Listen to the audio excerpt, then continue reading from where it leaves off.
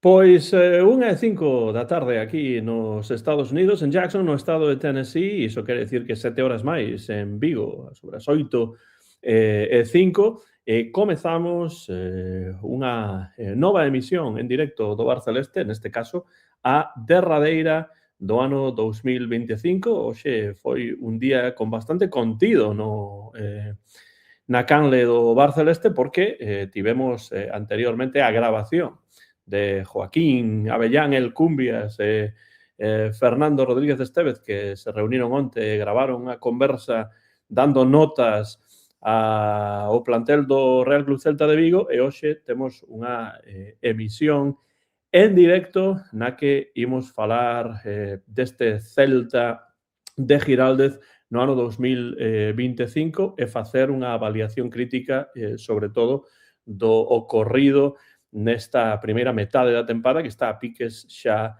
de rematar. Falta aínda algún partido, pero non terá lugar ese partido no 2025. Este é un bon momento para facer unha pequena avaliación. Chamamos a este episodio en directo Ulo Celta de Giraldez. Onde está? Quer decir, onde está? En que lugar está agora que está a rematar a tempada? E para falar deste tema, hoxe non imos ter a Fernando, que, como digo, podedes escoitalo nesa grabación, pero sí temos a alguén que normalmente hai que chamar ata ben lonxe, pero neste caso non vai ser así porque está pasando uns días en Vigo, procedente do sur de Suecia. O noso amigo, non Jokes for President, non é ese o nome realmente é Joaquín Avellán O Cumbias. Que tal, Joaquín? ¿No? Podemos falar dun cambio de nome, un cambio de identidade. Como falábamos antes do programa, pois eu pasei de defender a Bamba a ter o meu novo xogador favorito, pois é Jones. E Jones estarei neste barco ata que funda con el. Bueno, pois benvido. Estás de volta en Vigo. Como van as ferias de Nadal, Joaquín? Pois foi intenso, porque non, en principio, non estiven por o Nadal, cheguei fai un par de días por aquí, xunteime con Fer prácticamente despois de chegar cheguei unhas horas despois de chegar por aquí para Peinador, xuntámonos, gravamos ese vídeo que xa fixéramos o ano pasado. Bueno, días intensos de saudar a familia, aos amigos, pero bueno, moi contento de que ao final poidese rascar un par de días libres no traballo e vir para aquí. E nada, moi contento. Pasarei ata fin de ano e logo xa o 3 marcho de volta para ali, para Suecia. Moi ben, pois benvido de volta ao Bar Celeste. Neste caso, dende Vigo, e tamén en Vigo están os outros dous convidados de hoxe. Un deles tamén volta de viaxe a Asturias, onde viu iso que poderíamos chamar quizáis partido de fútbol entre o Oviedo e o Real Club Celta de Vigo. Tivo algún encontro por aí interesante tamén relacionado co fútbol. O noso amigo, profesor titular de Filoloxía Inglesa na Universidade de Vigo, celtista de pro, Jorge Luis Bueno. Que tal? Que tal, como estades? Pois sí, xusto hai unha semana que estiven por ali uns días e coincidiu moi ben para poder pasar polo Carlos Tartiere e tamén falar con xente do bar, ¿no? Porque xusto, como xa te comentaba, foi aparcar, baixar do coche. Canto baixei do coche e din a primeira curva, ali estaba Fernando esperando por algúns colegas seus antes de entrar ao partido, e podimos aí falar tanto o comezo como o final do partido dese, como Giraldez dixo moi ben, non vai ser un partido que pase a historia do fútbol, eu estou de acordo con el. Iso, Jorge, en inglés chamase understatement, ¿no? Totalmente. Claro. Bueno, o mellor foi o ambiente. Realmente había moitísima xente de Vigo, xente incluso que foi sin entrada para pasar a fin de semana, para estar no ambiente, e a verdade que hai moi ben, en un 10, pero o que se viu dentro do campo, pues eso, ganas de, como tamén dixo moi ben, de coller vacacións, uns días de descanso, e a verdade que eso foi o que pasou. Pero houve algún encontro máis que tivo que ver co fútbol, non, Jorge? Sí, tiven xusto coincidín con eso, con Fernando a entrada e xusto o día seguinte, cando estábamos xantando coa familia e con a xente, pois no lugar onde estaba xantando apareceu por ali tamén Santi Cazorla, puidemos falar con el un pouquiño, xusto, no? Foron moitas fotos que se publicaron eses días das dúas lendas, no? De Cazorla e Aspas no campo, que realmente se fixeron moitas fotos estupendas, no? E a verdade é que aí pasamos nada, un par de minutos con él, como sempre, moi agarimoso e moi aberto sempre a falar e a estar coa xente do fútbol. Hai ese ambiente en Oviedo alrededor de Cazorla semellante ao que hai en Vigo con Aspas, dirías? Sí, eu penso que son dúas figuras moi semellantes, sobre todo se vemos o que foi os xogadores importantes nos últimos 20 anos, pois sí, hai figuras pois que se remontan ao principios, no, ou quizás a finais do século pasado, a principios deste, pero nos últimos tempos penso que é un xogador moi característico, moi semellante, no, que o que pasa con Aspas aquí, tendo en conta pois un pouco esa dinámica, no? Tamén un xogador que estivo fora, que triunfou fora, que estivo en bastantes equipos facendo moi ben a selección e demais, e que pois nos últimos momentos da súa carreira, que non todo o mundo xa o daba por retirado, pois volta, ficha pois polo seu equipo do comezo de neno, pois consigue estar con eles, axudarlles a voltar á primeira división. Entón, bueno, moito sentimento, no, con el, penso que sí, e sobre todo por todo o que está facendo ali co fútbol base, non? Ten moitas escolas deportivas, ten moito traballo, no, con fundacións e con escolas para axudar aos equipos pequenos e o fútbol a xente que empeza, e aí sobre todo en Lugo de Llanera, no, que onde el ten moitas escolas e moito traballo coa xente de ali de base. Eso tamén é algo que hai que agradecer, porque non todo o mundo realmente fai ese retorno, non, tan directo coa canteira, que xusto é algo que tamén aquí pois cuidamos moito, non? O tema da canteira é moi importante. Pois sí. Bueno, realmente os tres que están hoxe aquí comigo voltan de viaxe, porque tamén o seguinte convidado estivo ben lonxe de Vigo, no seu caso, na Feira Internacional do Libro de Guadalajara en México, bueno, onde tivo moitas experiencias moi interesantes, levaba moitas semanas en pasar polo Bar Celeste, unha grande parte da audiencia preguntaba por él, pois aquí está, no centro de Vigo, celtista dende sempre, socio de número moi baixo do Real Club Celta de Vigo, poeta, gañador de moitos premios literarios, o meu pai, Antonio García Teijeiro. Que tal, Antonio? Hola, de volta ao Bar Celeste, benvido. Bueno, pois sí, a verdade é que é un placer. Outras cousas impediron que viñese, por unha banda esa viaxe a México, en fin, que me librou de ir a Balaídos e ver como o Celta palmaba 0-1 no último minuto, como sempre un balón a balón parado, quero decir. Vale, pues sí, aquí estamos, encantado de ver a Jorge, encantado de ver a Joaquín. A ti xa te vexo un pouco máis. Así que moi contento e bueno, sí, a experiencia de México foi magnífica, foi bueno, sempre a outra vez que fui unha cidade de México foi outra maravilla, cando estive en Colombia foi outra maravilla, cando estive en Cuba foi outra maravilla. Quero dicir, eu son un apaixonado de Latinoamérica, ese patio traseiro dos Estados Unidos que tanto dano está facendo a cultura e tanto está facendo a sociedade americana, ¿no? A latinoamericana. Pero bueno, volvín feliz, extraordinariamente feliz, porque 7 actos en 5 días son moitos, pero foron tan agarimosos e tan interesantes para min,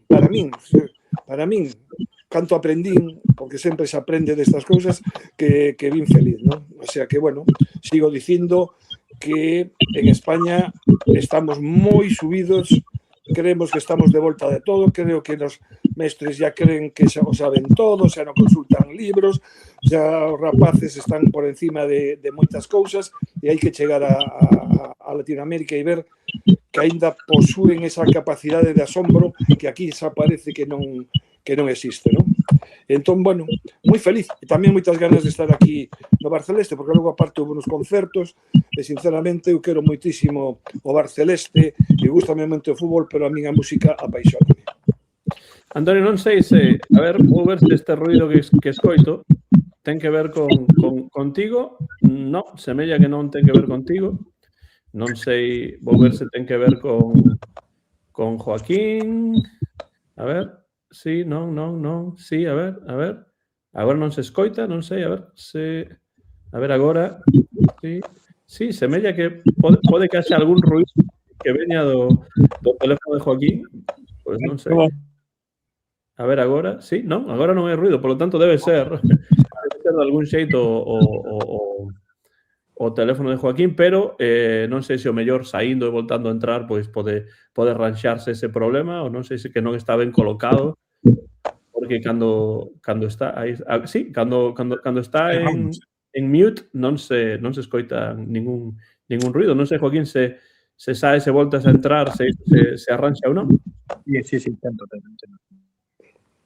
Bueno, pois, entre que sae e volta a entrar Joaquín, porque dicían por aí no chat que había problemas de sonido, que había un ruido moi feo, pero comezou de repente, non estaba a ocorrer no comezo. Pois imos comezar a conversa pois falando rapidamente, Antonio, Jorge, despois Joaquín, se solventamos os problemas técnicos, chegado a decembro de 2025, case que a primeira volta rematada, posibilidades todavía de clasificación a seguinte rolda en Europa, boa clasificación na Liga e unha participación na Copa, pois, dende o meu punto de vista, sen ningún tipo de interese, porque o Celta non vou dicir que tirase a Copa, pero que si fixo foi unha participación na que non competiu prácticamente na Copa. Tendo todo iso en conta, cales son as vosas sensacións deste Celta, máis ou menos cando nos achogamos ao Ecuador desta tempada 2025-26? Bueno, 2025 podemos dividilo en dúas partes. O final da Liga pasada e outro o principio desta, non? Eu estaba máis ilusionado ao final da Liga pasada porque o equipo eu vía que tiña unha maior claridade de ideas. Non é que fixe un fútbol espectacular, pero xogaba bastante ben. Non se podía pedir moito máis o traballo de Claudio. E a verdade é que foi moi... Era para que comprobes, Antón. Sí, parece que agora non hai ruido. A ver se continúa así. A pregunta, por certo, se Joaquín non estaba escoitando, probablemente ten que ver coas nosas sensacións agora que chegamos ao Ecuador desta tempada 2025-2026, e Antonio está a falar dicindo que hai que dividir 2025 en dúas partes, Antonio. Sí, e entón comeza a segunda parte do ano, digamos que comeza en agosto, e teño que dicir, primeiro, estou moi satisfeito de estar no sétimo posto. Segundo, o equipo, a min, este ano non me está gustando. E xa o veño dicindo dende o principio de todo. Partidos que gañou fora xogando de pena. Falamos de puntos, perfecto, gañamos e estou encantado, pero aquí estamos falando de outra cousa, digo eu. Entón, o xogo do Celta non me convence este ano en absoluto, ademais. Entón, bueno, pois moi contento polos resultados, sobre todo fora de casa, porque en casa evidentemente non, imos abalaídos a aburrirnos, a verdade, en xeral, a aburrirnos. Pero bueno, é dicir, en ese sentido estou encantado do posto do Celta. E logo dicir, para min, algo que é importante, non temos unha plantilla competitiva, hai moitos ocos, habería que suspender a moita xente, para min non, dicir, falo eu. Que logo os que esteades encantados e contentos, dicindo, a min dame igual. Es decir, esta plantilla está moi mal confeccionada. Temos xogadores que, por moi canteiráns que serán, non poden estar xogando en primeira división. Hai algúns que tiñan que foguearse como se foguearon Carreira e como se fogueou Javi Rueda. Non se pode pasar de repente en Celta Fortuna arriba e soportar todo o que realmente supón xogar en primeira división. Entón, bueno, a plantilla do Celta é frouxa, moi longa, pero hai moitos xogadores para mí non teñen categoría de momento, ao menos, e outros eu creo que xa nunca, porque xa levan tempo para xogar. Entón, bueno, estou moi descontento con a plantilla, moi descontento coa directiva, isto parece Saldos Arias, están intentando vender absolutamente todo o que veña, andan con unhas mentiras, non son claros a hora de ahora traspasan a esta de la Torre, de non sei que maneiras. Bueno, non me gustou nada a planificación do Celta, en absoluto, ademais, teño que dicilo. E finalmente teño que aplaudir a figura de Claudio Giraldez, ¿no? Porque con toda esa desfeita de plantilla que ten, o que está sacando, a verdade é que saca petróleo de donde non hai, ¿no? Entonces creo, para min, o único seguro de vida que temos realmente é Claudio Giraldez, me refiro desde los puntos de vista desde un punto de vista de calidade que non hai nada que facer. E logo, dicir, o Celta va de sétimo. Non hai para sacar moito peito, porque a verdade, quero dicir que a Liga, o nivel da Liga este ano, é peor que o do ano pasado e así sucesivamente. Hai un nivel penoso na Liga e, bueno, pues o Celta vai tirando adiante gracias a Claudio Giraldez, a quen lle poñería un borrón incuestionable. E que non me veñan con historias. E porque lle poña este borrón non quere dicir que non pense que o único salvavidas no que creo realmente dos que non xogan e é o que fixo con o partido do Ludo Goreste. O sea, para min foi unha auténtica barbaridade que nos pode costar moi caro e que nos pode costar, ademais, pois ter que forzar moito máis para gañar al Lille, para gañar en Belgrado, o que se necesita, cando necesitamos seguir sumando puntos para estar ben.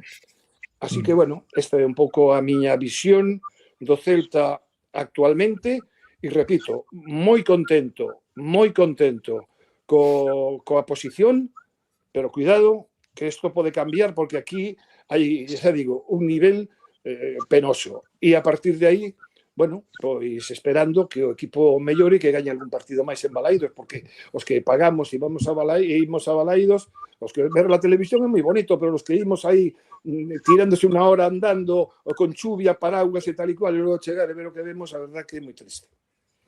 Jorge, Joaquín, Antonio deixou claras as súas sensacións nestes intres. Como reaccionades vos ou que tedes que engadir? Cales son as vosas sensacións nestes intres? Sí, eu concordo na mirande parte co que sinala Antonio, ¿no? Eu creo que todos esperábamos no verán que pasaran cousas, ¿no? Con esa boa sensación que nos quedou do remate da temporada pasada. E penso que había dous cousas, ¿no? Que todos falábamos no seu día, ¿no? Ver se éramos quen de reforzarnos en condicións e de cubrir os ocos que precisábamos para facer unha plantilla competitiva e ver se a directiva pois facía as cousas mellor ou si o que pasaba todo agora pois era un espexismo e a ver pois eran quen, ¿no? de facer as cousas de outra maneira. Penso que nas dúas para as dúas preguntas a resposta non é moi positiva dende a miña parte. Penso que non nos reforzamos ben, penso que o único que saiu ben foi o de Radu, tamén por chiripa absoluta, porque penso que se un lee os argumentos, ¿no? que aducía Garcés para fichálos non se corresponden logo co que despois pasou. Entón, bueno, eso está cuberto sempre pois con ese medo, ¿no? a que se lesione e a ter problemas, ¿no? nesa banda, ¿no?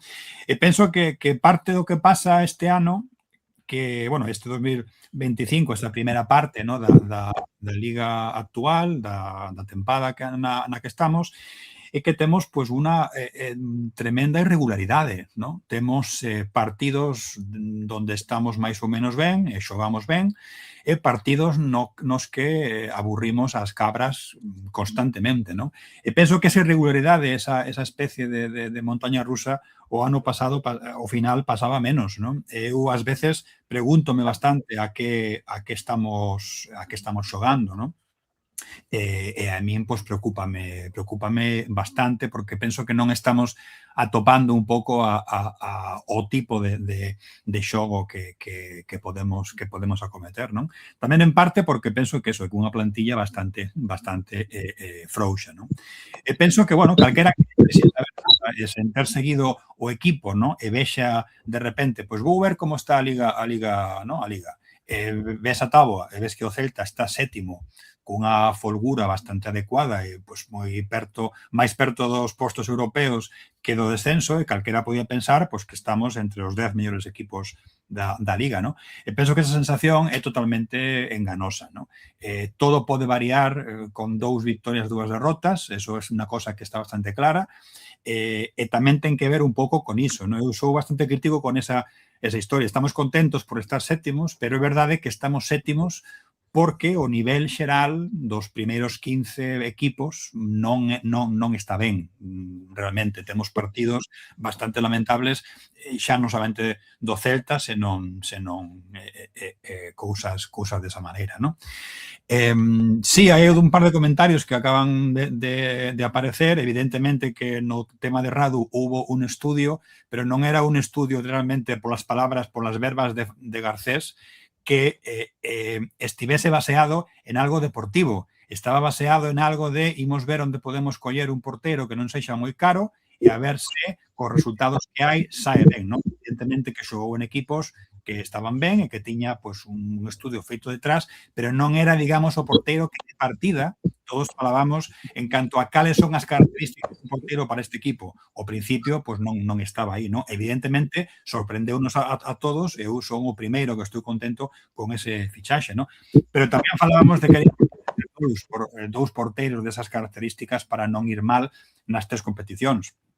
Evidentemente, eso non é así, non? Defensivamente estamos ben? Sí, estamos ben, mellor que outros tempos, cando a defensa funciona.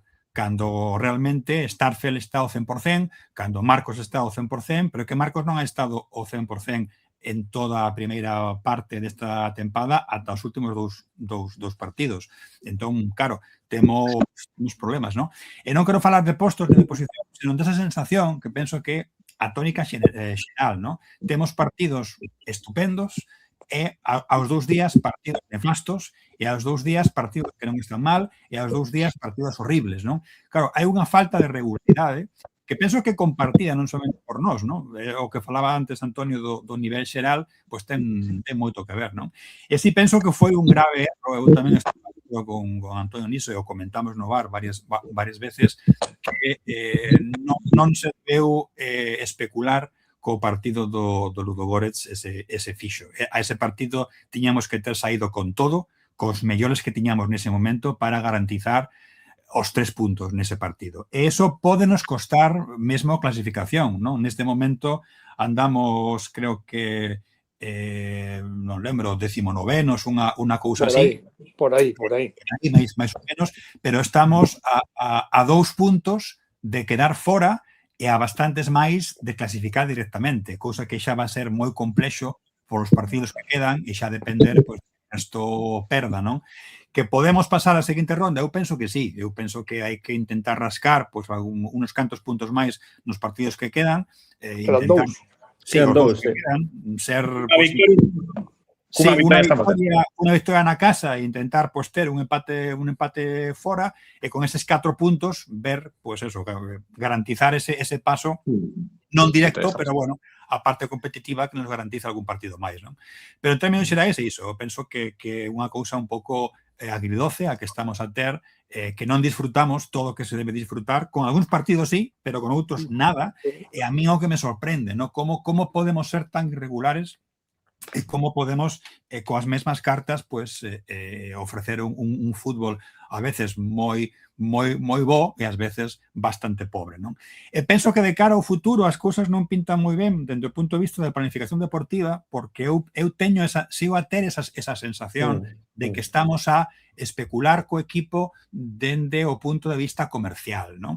Mesmo recentemente, hoxe, pois vimos todos a noticia de que imos pois vender a Tadeo Allende finalmente, e que a venda de Tadeo Allende se vai concretar non con cartos, seno con a posibilidade de ter 3 fichaxes no superdraft da Liga. No, eu creo que eso, Jorge, eu creo que eso foi unha inocentada, Non está confirmada aínda. Sacou non moi celeste, pero creo que foi unha inocentada. No, pero eu vi en outras fontes máis, o mellor pode que sexa como complemento, ¿no? Como ter un complemento mellor, porque eso sí é verdade que hai cousas que se están a facer agora distintas, de que podes ter unha parte en cartos e outra parte en opcións, non? Que pode ser interesante, pero que, bueno, aínda que non sexa unha inocentada, que tampouco sei, a filosofía que hai detrás de intentar manexar as dúas cousas, no, cartos por unha parte e opcións por outra,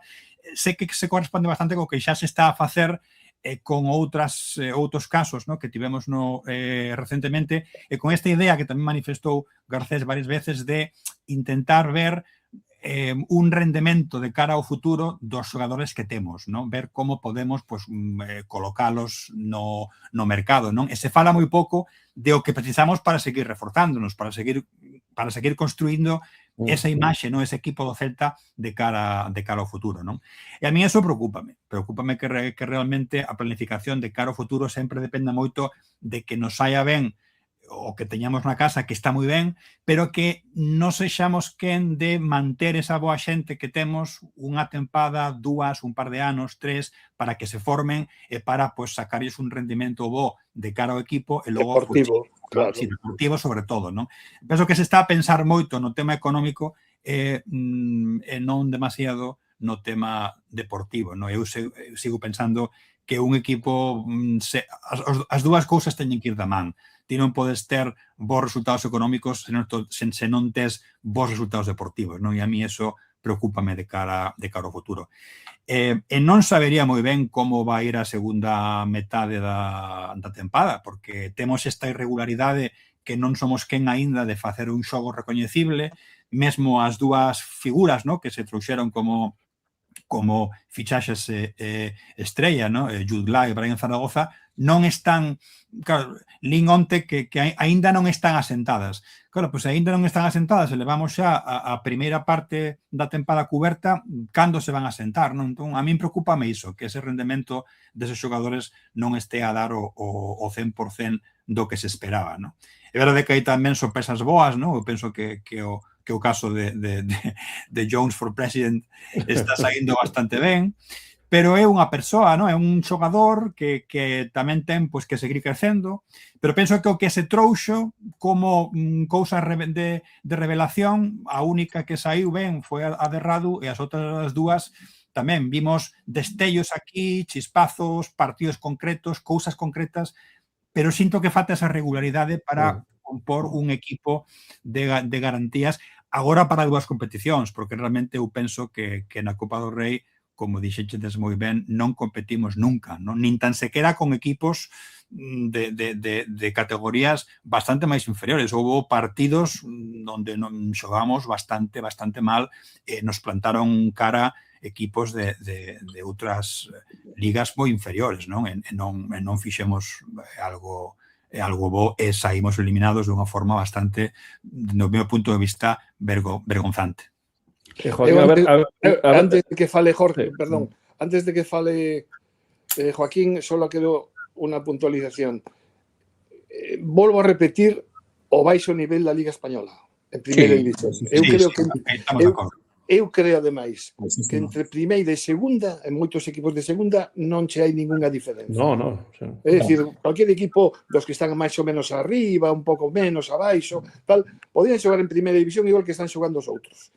E ademais é moi sintomático porque ver ao Español quinto con 10 puntos máis que o Celta 10 puntos, en Europa indica con todo o respeto con todos os respetos para o Español fai o que pode, pero non é un equipo que precisamente digamos que destaque polo seu fútbol, etcétera, etcétera, non?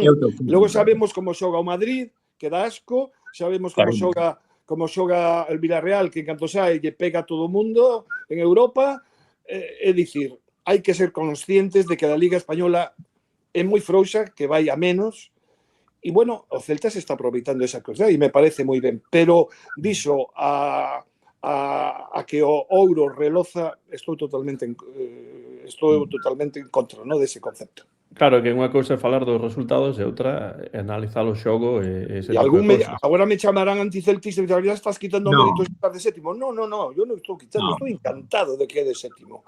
O que pasa é que me apetece ver a outro Celta e teño que dicir que a Liga nunca me pareceu tan mala como a que estou vendo. Ademais, perdón, é algo que está pasando ano tras ano, cada ano vai un pouco peor. Sí, é gradual, sí. Por moito que Tebas diga estupideces que ese é outro cancro do fútbol, e Louzán na federación, porque, bueno, logo falamos da Copa, porque é vergonzoso como está concebida a Copa. Yo non digo del Rei porque é un republicano, pero a Copa... Pero se dis do Rei, Antonio, mellor decir del Rei, porque é así máis clásico galego. Os Reis. Do Monarca. Eu digo a Copa, ¿no? E realmente é vergonzoso como todo tira cara a colocar os equipos grandes para que cheguen a Supercopa de Europa en Arabia, etcétera, etcétera. Estamos vivindo un mundo do fútbol moderno verdadeiramente desastroso. E uno que provoca estas grandes diferenzas, ademais que hai cos dereitos televisivos que vin outro día, claro, os equipos de abaixo, de mitad a táboa e tal e cual, fan números e non saen. Vale, perdón, Joaquín, a ver se agora...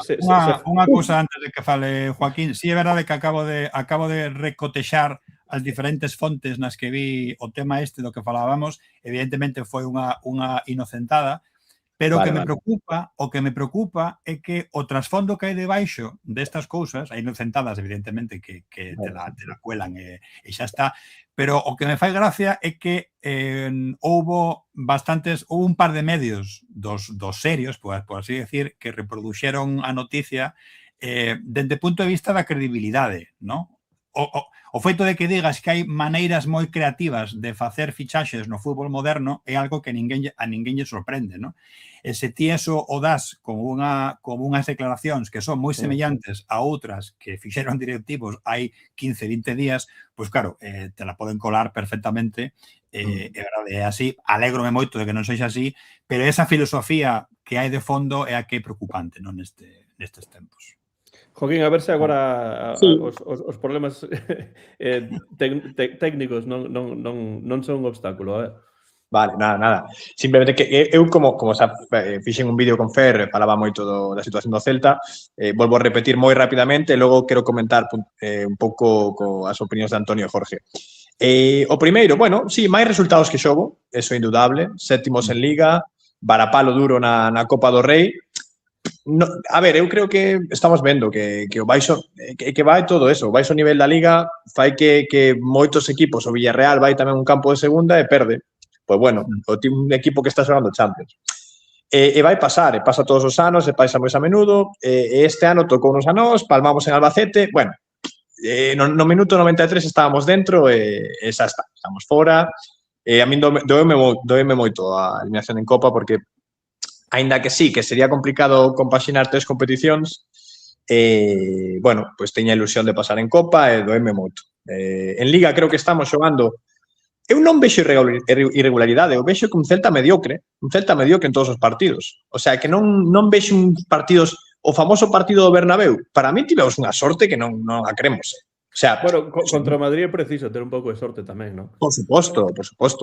Pero, quero dicir, os grandes partidos do Celta, tal, bueno, contra o Athletic Club gañamos xogando relativamente ben a segunda parte, e contra o Madrid gañamos porque defendemos ben e marcamos un gol de tacón que de 30 veces entra unha, e logo quedanse con 9. O sea, Joaquín, e tivemos sorte gracias ao árbitro.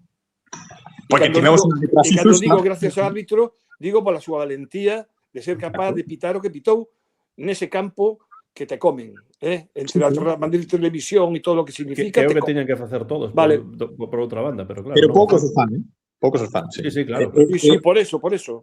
É de xustiza comentalo porque poucos os fan e tal. Entón, bueno, é que tamén estou pensando tanto nas derrotas como nas victorias, eu vexo un Celta, pois bueno, non me parece que fixemos ningún partido estrepitosamente malo, máis alado do Ludogorets, nin ningún partido estrepitosamente bo, pois aparte de algúns momentos en algún partido. Pero que está costando moito xerar xogo, está costando ter ocasións, porque, bueno, é así, tampouco non vamos sobrados de calidade. Eu son positivo no futuro porque estou vendo xogadores que para mí, Miguel Román é unha aparición que me está motivando moito no equipo, o bo nivel de likes, en ataque pareceme que temos, pois quizás sen contar a Brian, que é un pouco decepcionante, pois Bilio parece que está chegando a un bo nivel, Jones, a mí é un xogador que me gusta moito, Borja está facendo un temporadón, e bueno, por suposto que hai que intentar xogar un pouco máis bueno, sí, un pouco máis de identidade, eso sí que é certo, que non temos unha identidade moi clara, non sabemos se o Celta... Eu como vexo mellor o Celta, é un Celta que ten, cando defendemos co balón, un resultado, creo que o facemos ben, e logo, cando atacamos cun bloque adiantado, en 3-4 pases, creo que atacamos relativamente ben. Pero está costando moito xerar xogo dende o estático. É iso, eu creo que, bueno, que o que comentaba Antonio, un español que fai 2 anos estaba en segunda división está quinto na Liga, un Celta mediocre está séptimo, é complicado. Eu creo que sí, máis puntos que a xogo dun equipo que bueno, que podemos... Eu xa o comentei onte, non? Eu doulle un aprobado case notable porque sei que non é fácil combinar 3 competicións, e porque ao final non sei, moitas veces pensamos que o Celta non ten que fichar, pero claro, que este ano apostas por os teus 2 grandes fichaxes son Jutgla e Brian e non están funcionando. E isto xa o vimos con Bamba, xa o vimos 1000 veces con xogadores que xeralmente o que mal empeza, mal remata. Bueno, temos o caso do Tucu e tamén hai exemplos de xogadores que comezaron mal e logo levantaron nunha segunda tempada ou unha segunda parte da tempada moito mellor. Pero eu non imagino un Brian de repente deslumbrante ou un Jutgla super enchufado na segunda volta. Eu creo que os que están xogando ben, os que van a ser importantes no equipo son os que están demostrando ata agora. Pois falo de Borja, falo de Ilaix, falo de Mingueza coas súas cousas. Sí, Starfelt, vital. E o porteiro. Julio, si quieres. Sí. Esa é a columna vertebral do Celta. É a columna. A que acabas de dicir. Pero de aí, sustitutos, complicado, Por aí, sustitutos, complicado. Pero xa non xogando esos 5, sí, están fora. Pero xa que Joaquín fala de que non ve esta posibilidade ou moi claro que haxa pois xogadores que vayan despuntar moitísimo na segunda parte da tempada. Eu escoito moito esta canción, que non sei que pensades vos disto, de que, e probablemente en parte sexa certo, pero non sei que pensades, que os equipos que dirixe Claudio melloran na segunda metade da tempada, que chegan o seu culmen, por así dicilo, avanzada a tempada. Pensades, vedes esa posibilidade como algo claro ou é simplemente algo ao que se agarran algúns para ser máis optimistas? Pasou o ano pasado no Fortuna tamén, o sea que, bueno, ata o momento sí, pero é complicado de dicir. Eu, como digo, eu cando un xogador... Bueno, por suposto que, por exemplo, Hugo Álvarez, Hugo Sotelo, ou xogadores que están no nivel que teñen máis potencial e que sabemos no Celta xogar mellor, poden subir, pero a min cústame moito imaginar a Jutgla sendo unha referencia na segunda volta e marcando 10 goles, non? Non o vexo. Pero, bueno, ata agora, o ano pasado, facendo unha tempada, bueno, en canto a xogo mellor que esta, os resultados da primeira volta eran peores. Eu empezo a pensar no medio do campo. A min preocúpame moitísimo o medio do campo. Primeiro, ese xogador medio centro ofensivo que pedía Claudio, que era a guinda e que Garcés tomou de cachondeo, porque ademais fixo un comentario moi feo, que un profesional non debe facer para outro profesional que é o adestrador do Celta e quen está sacando as castañas do lume. Dito isto, me preocupa o medio do campo. Primeiro, non hai ese xogar de momento, a non ser que nos sorprendan con Fer López ou algo así, non o sei, pero de momento non hai ese xogador que dé o último pase. Estamos esperando sempre da Iago Aspas e Iago non pode facelo todo. Ya. Pero preocupa o medio campo porque prácticamente tienen xa desterrado a Beltrán. E Beltrán xa, e se Beltrán quere seguir xogando a fútbol, vai meter menos a perna, evidentemente, porque se xoga o seu futuro. Claro. Sotelo é súa eterna promesa. É dicir, a mí non remata de gustarme. E Damián está moi verde, ten problemas, etcétera, pero é un xogador moi estático. A mí necesita foguearse fora. Entón, o medio campo do Celta é bastante lamentable. Igual que pasa coa dianteira. A dianteira dependemos única e exclusivamente de Borja Iglesias. Pero Antonio, no centro tamén está Ilaix, que está xogando ben. Non, claro que é o único, por eso, que Ilaix xa non é o meu, que se xa está posto fora de toda a dúbida. Gusta Miguel Román, Antonio, tío? Miguel Román, sí, pero hai que esperar, porque aquí enseguida os subimos. Enseguida Jones for President, claro. Mira Hugo Álvarez e xa vas vendo a cuestión. Mira Hugo Álvarez e xa te digo, ese rapaz está perdido, non sei, pero vexo moi difícil que no Celta sexa capaz de subir. Ese tería que pasar por segunda división, seguro. Bueno, dito iso, estaba falando de Miguel Román, é un xogador que espero que vaya cumprindo, pero que non lle metamos máis enseguida aquí o subimos moito para despois baixalos. Non pode ser. Decir, estaba falando da dianteira. Decir, dependemos totalmente de Borja Iglesias.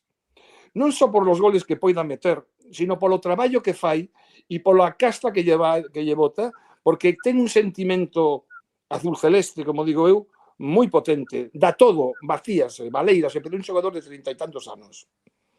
Pero es que ademais non temos nada. Jones, que estades falando del, corre moito, pero aínda ten moito que mellorar, porque tamén é un xogador que toma moi malas decisións e que non é, eu non o vexo demasiado habilidoso, sinceramente. Pero bueno, pode mellorar. Non vou tal, pero non é unha realidade actual. Non é unha realidade actual. Jude Glass, como dicíades moi ben, está sendo un fracaso. Un fracaso para lo que se esperaba del, ou para o que o ficharon por 5 kilos, me parece, que dixeron que un xogador do Bruxas, que tal e cual. Jude Glass está pasando non só desapercibido, sino cada día o vexe un pouco peor. E creo que a cabeciña lle empeza a fallar. E iso é moi grave. Schroeder todos sabemos o que é. Unha de cal e outra de area. Un día está brillante e fai o que fixo en Madrid e outro día non se entera de nada. E logo Brian Zaragoza é unha excepción. Brian Zaragoza é unha excepción porque, sinceramente, un xogador da súa categoría que se lle supón, porque ten cousas que notas, pero iso non vale para nada, quero decir, digo, esas 4 cousas que fai non valen para nada. Ten que ser un xogador máis constante, defender máis e, ao mesmo tempo, irse da defensa. Entonces, a iso me refería eu cando dicía que teñamos unha plantilla moi descompensada. E está descompensadísima. E logo, se miramos cara a defensa, bueno, é outra historia. Porque aí está Starfel, que é o xefe, para min, e Marcos, que como moi dicía Jorge, empezou moi mal, e leva 2 partidos e tal que mellorou. Eu noto mellor. Pero claro, estamos falando de uns xogadores veteranos e tal e cual. Joe Lago, para min, é un xogador perdido neste momento. É un xogador que, dende logo, ten moito que aprender e ten moito que foguearse por aí arriba. Para min. Ristic, outra vez lesionado. Sí. Carreira, para min, é do mellor. Carreira é do mellor, e sempre o dixen, ademais. Eu sempre defendín a Carreira e a Javi Rueda. Por lo que veía, Javi Rueda, sobre todo, por lo que veía no Celta B, que naquele era o Celta B. Bueno, pois temos, é un equipo collido polos pelos. Temos un bo porteiro, non vamos a dicir realmente, vamos a dicir que é un fenómeno, pero é un porteiro bo, que a mí me dá tranquilidade. E a defensa tamén, que tamén influe moito eso, de que seamos menos goles que o ano pasado, primeiro, porque non xogamos tanto ataque, e segundo, porque o porteiro dá tranquilidade. E Guaita o ano pasado xa non era o Guaita de hai 2 anos. Pero o problema, que pasa? Que cando xogue Iván Villar, con todos os meus respetos, estamos colgados, por moito que me digades que hai 3 anos, xogou e cumpriu. Mira, non, eu sempre, dende que vin a Iván Villar no Celta B, era Celta B daquela, non me gustaba. Vin cousas de indecisións que non me gustaban. Esas indecisións continúan. Entón, bueno, pois esta é unha realidade. A plantilla non é competitiva, e menos para 3 competicións, e ademais para estar na Liga Europa League. Bueno, pero iso xa o dixemos no Bar Celeste de principio de tempada, que non veíamos a plantilla para xogar 3 competicións, e ao final está dando a razón.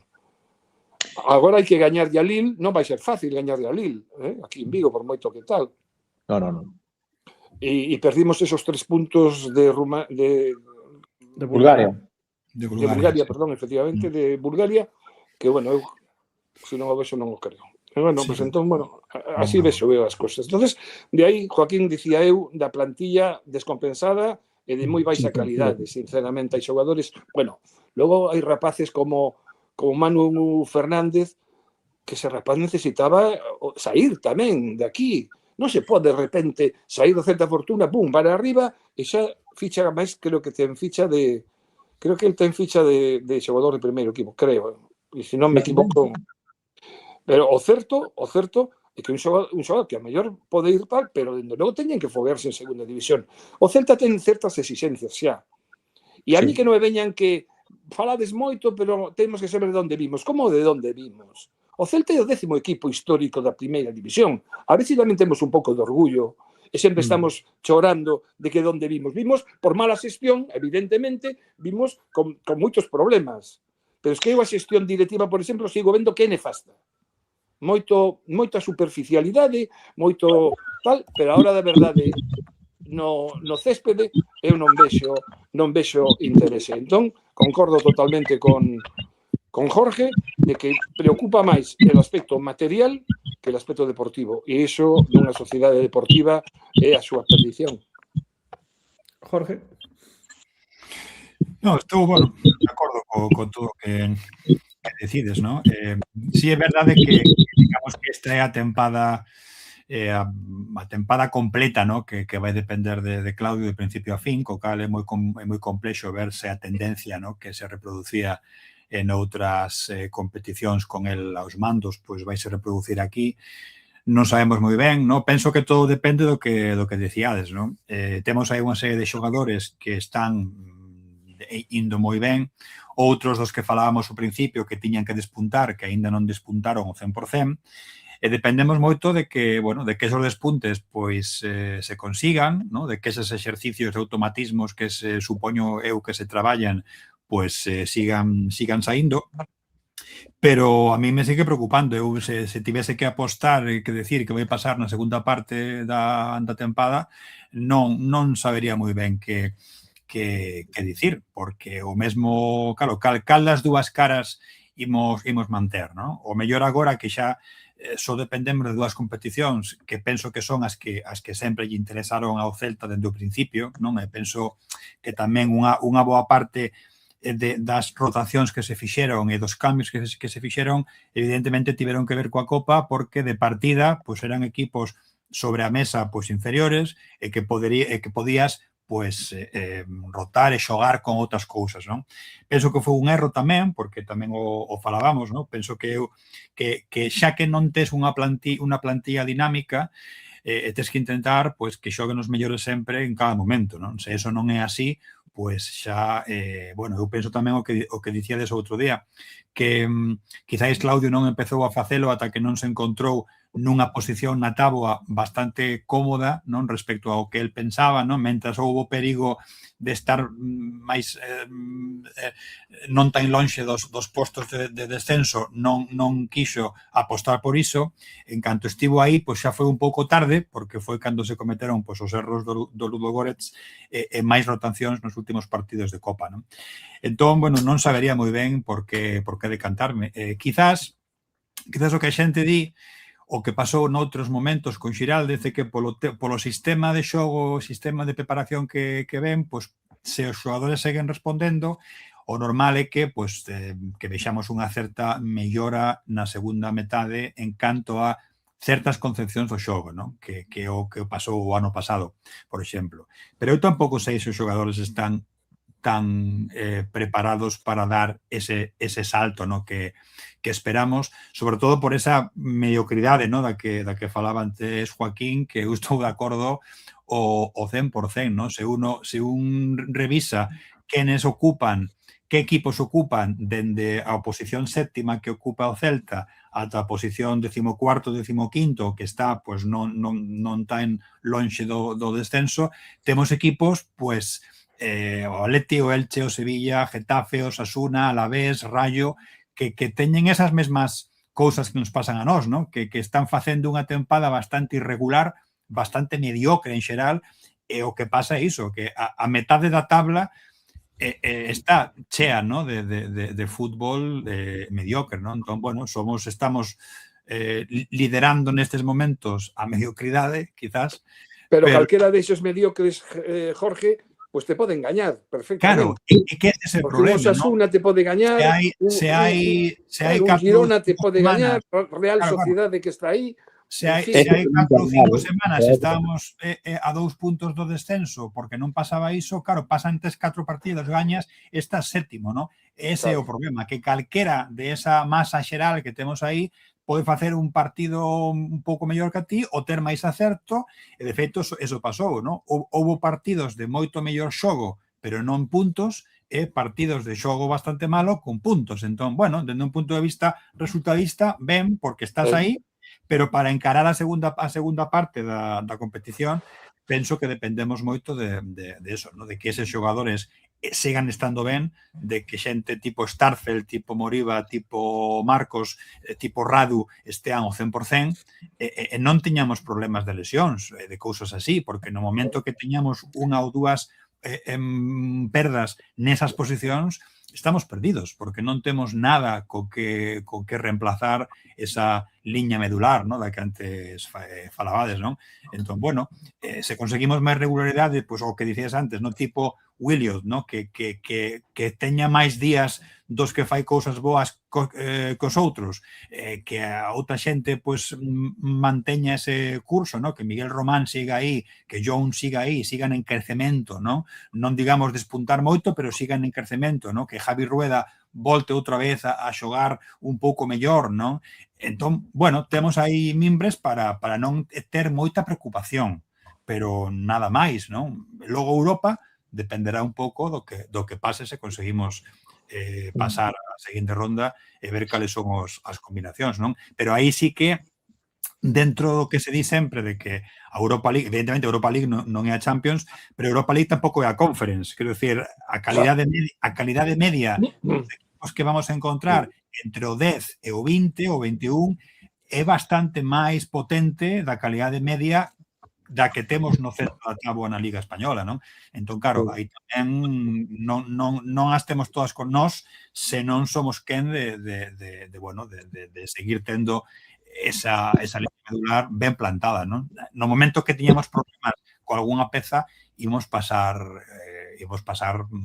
apuros, non? En Europa, non? En Europa, como non controlemos o xogo, porque físicamente están por enriba, equipos como Bolonia ou Stuttgart, como non controlemos o xogo, como non sexamos o Celta que controla o xogo que éramos o ano pasado, vannos a pasar por enriba. Estou falando de algo ferinte, Estou falando de goleada que pode caer, porque sabemos co Bolonia, un equipo serio de Europa League que está moi por enriba de nós físicamente. Como non controlemos o xogo e tengamos podemos estar falando dunha eliminación dura en Europa League que sería o peor posible.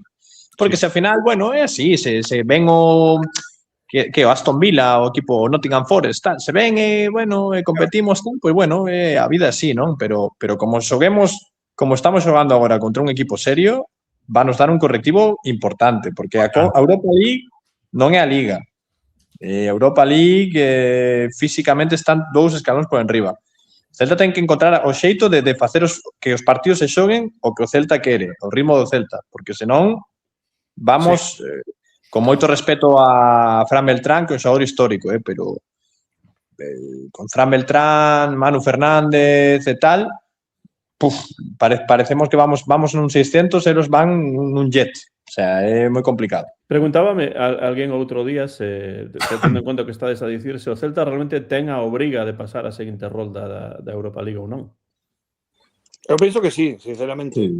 Sí. Eu penso que tiña, como se demostraba, que sí, de feito, se non chega a ser a debacle de Ludogorets, o Celta estaría prácticamente clasificado. Claro.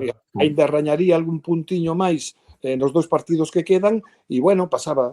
Agora estamos con, pues, bueno, a mí eso de que se diga, bueno, es que a Europa League é un premio. Non, mira, déxate de rollos, que ti cando sales a competir unha Europa League que dá prestixio, por moito que digan que non, non podes ir a decir, bueno, era un premio, lo que pase. No, porque se viu que se o Celta toma en serio as cousas, pode pasar. Porque tampouco o fútbol europeo, estou totalmente de acordo con Joaquín, o que dixeches, totalmente, que o Celta ten que marcar o seu propio ritmo e non ir deixarse levar por o ritmo dos demais, pero a Europa League, sendo importante, tampouco é que sacando 3 ou 4 equipos que hai, tampouco é que se coman a ninguén, porque se o Celta estivese un poquinho máis reforzado e se tomase en serio, podía ser perfectamente un equipo. Decir, en Europa League hai que competir. Decir, para mí o que é importante é competir.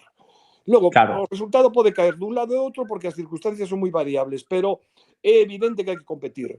E competiuse ao principio hasta que chegou o de Ludogorets. E agora temos a dúbida de que ven un Lille que en Francia é un equipo, bueno, pues dos que están arriba, tampouco un equipo que hai que asustarse, né?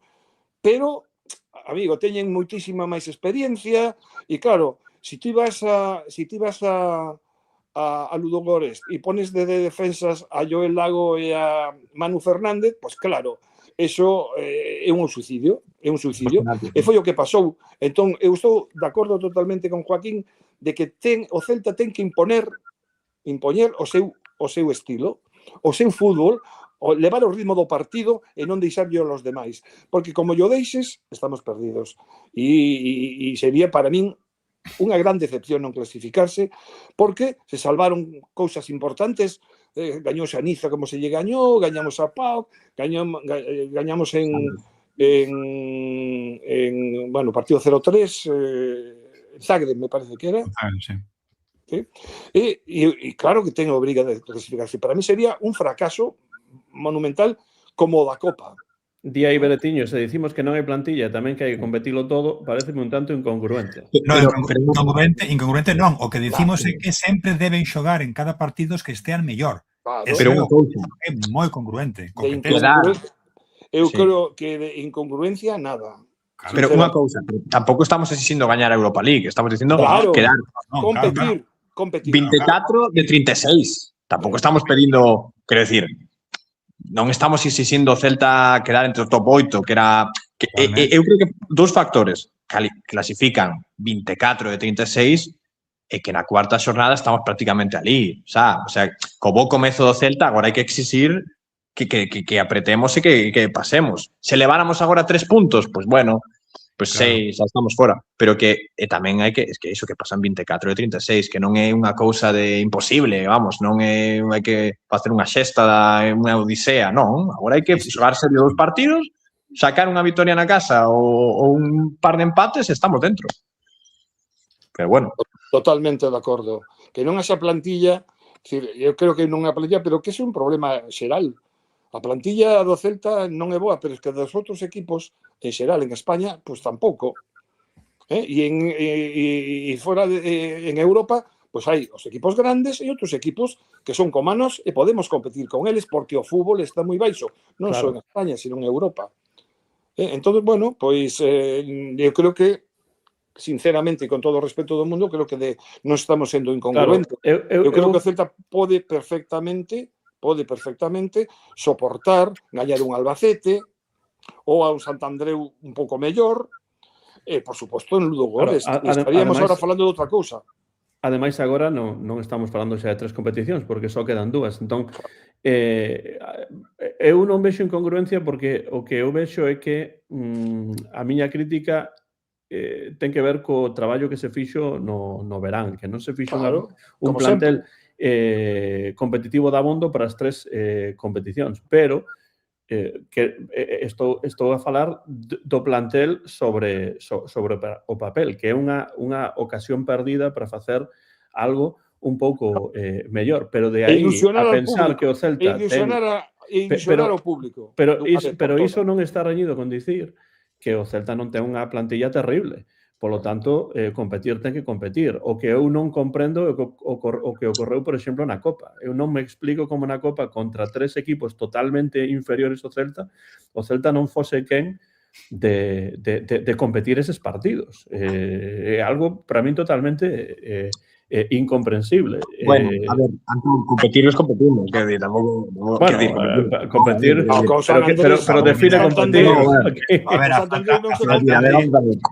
a falta de forza que houbo nos últimos minutos do partido do Albacete, o sea, con ese resultado, ti deixas, o sea, non é que deixes, é que, a ver, ese empate do Albacete no 93, cunha defensa un pouco máis sólida e cun xogo un pouco máis tal, pero os últimos 5 minutos foron de baixar o pistón. Tampouco podes baixar o pistón por moito Albacete que teña. Dous equipos, o Albacete dos equipos máis goleados en segunda división. Se canto apretamos un pouco, sí, pero bueno. No, iso é unha realidade. Bueno, pero moi ben, pois xa está, é o que hai, pero non por iso imos ser complacientes. Eu, desde logo, non. Nese sentido, Jorge, Antonio, Joaquín, falaba Antonio antes da necesidade de dividir o 2025 en 2 partes, non? A tempada pasada, esta primeira metade da tempada 2025-26, non? Nese sentido, rapidamente, que diferenzas vedes vos entre ese primeiro Celta de Giraldez, cando Giraldez non era adestrador dende o comezo, e este Celta do 2025-26, no que pois xa en principio tería que haber un proxecto arredor dun adestrador que, como tamén dixo Antonio, e compartides todos os demais, é un adestrador moi adecuado para o Celta.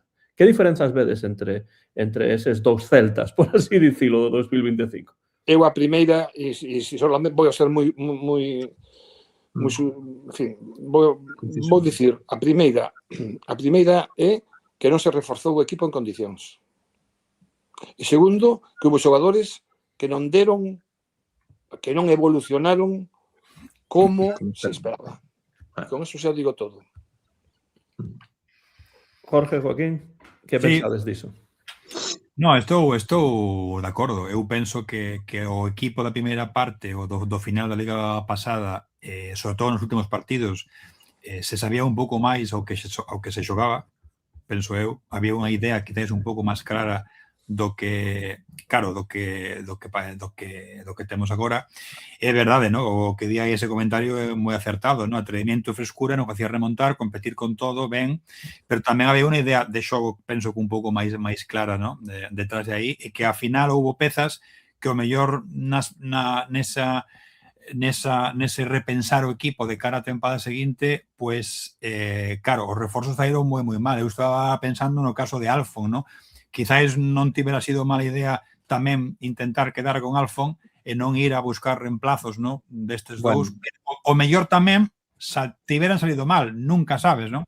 Pero bueno, penso que sí, que os reforzos non foron suficientes, pero como idea principal penso que a idea de xogo que había ao final era un pouco máis continuada, por así decir, e o que temos nesta primeira parte da tempada presente é máis irregular, máis mediocre, como decíades, non?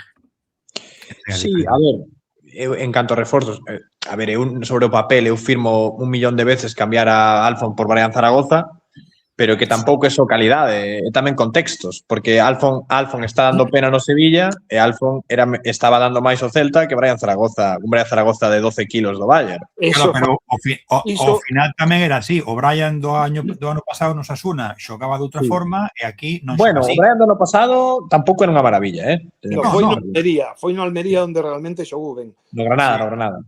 Oh, perdón, No Granada, tes razón. No, eso está claro. Pero é evidente que eu teño, claro, esa é unha idea mía, non me chamedes conspiranoico, pero a min dame a impresión que a directiva do Celta non lle apetecía xogar a Europa League. Eu creo que preferían ter xogado a Conference porque así terían moito menos pero se gaña máis diñeiro, non? Sí, claro, pero hai que máis cartos na Europa. Hai que gañar e hai que ter equipo para iso. Claro, ti ves neste momento a clasificación do que a Conference, evidentemente que, claro, se ti estás aí, pois tes moitísimas máis opcións, ¿no? De intentar chegar máis adiante, de intentar, pois, bueno... Pero eu coido que non había ninguén que exixa o Celta gañar a Europa League, non? Entón... Ninguén, non, pero por lo menos competir en condicións. Nada máis. Logo hai un aspecto que eu estou vendo que eu vexo os xogadores, non sei se vos pensades o mesmo, de podedes opinar, claro. Físicamente os vexo francamente mal. E logo cando uno pensa que... Bueno, en Oviedo, Antonio, fundidos totalmente. Bueno, total. Entón, o que quero dicir con isto é que unha plantilla de 28 xogadores e están fundidos. Eso quere dicir unha cousa moi importante, que os recambios non están á altura. E que estamos queimando sempre os mesmos. E iso para min é un problema. Eu vexo, pero xa o vin ao longo do... Non os vexo moi frescos, a verdade, teño que dicilo. Teño que dicir sinceramente que estou bastante mosqueado con este asunto. Porque, claro, se tes unha plantilla curta, vale, pero tes 28 xogadores. Non me digas que para... Pensades que é un problema, unha merma importante da preparación física? Porque ás veces a preparación física é moi importante. Pensades que aí seguimos a ter un problema en canto a que non estamos manexando ben a preparación física do equipo? Non sei que pasa, pero os equipos da Liga... É que non sei, os equipos da Liga... Eu estaba vendo un partido, non me lembro, do Rayo Vallecano en Conference.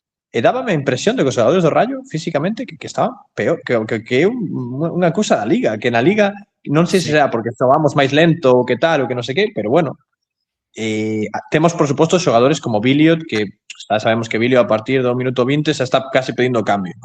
Eso ten que entrenarse un pouco, home, que non ten 45 anos, que ten 21. Pero non sei ata que punto, pero parece un mal endémico da Liga ese, a nivel físico, de non aguantar este ritmo de xogo rápido e tal. Non sei se será unha falta de entrenamento, porque o Celta por rotación non será, o que di Antonio. No, pero ten que haber calidade para a rotación, eu creo que non hai calidade suficiente. Sí. Pero penso que sí, sobre todo nestes últimos anos, nos últimos 5 ou 6 anos, sí que se nota unha diferencia en canto á importancia que se lle dá a planificación e a preparación física na Liga Española respecto a outros, non? O falábamos na pretemporada. A pretemporada foi un escándalo de baixa forma, non? De baixa forma, tives pretempadas de outros equipos noutras ligas e non pasa iso, non? Entón, penso que a importancia que se lle dá dende esas estructuras dos clubes a preparación física non é toda a que sería preciso para unha liga que ten que ser, pois, como falabades, non rápida, con un xogo moito máis físico que antes, non? E como hai menos calidade, claro, eu penso que físicamente está mellor. Claro. Eu creo que equipos como o Villarreal ou Español, o Villarreal, sobre todo físicamente, é un equipo que está moi por enriba do resto da liga. Por calidade tamén, Por calidade tamén. O Villarreal ten un plantillón para que o a liga.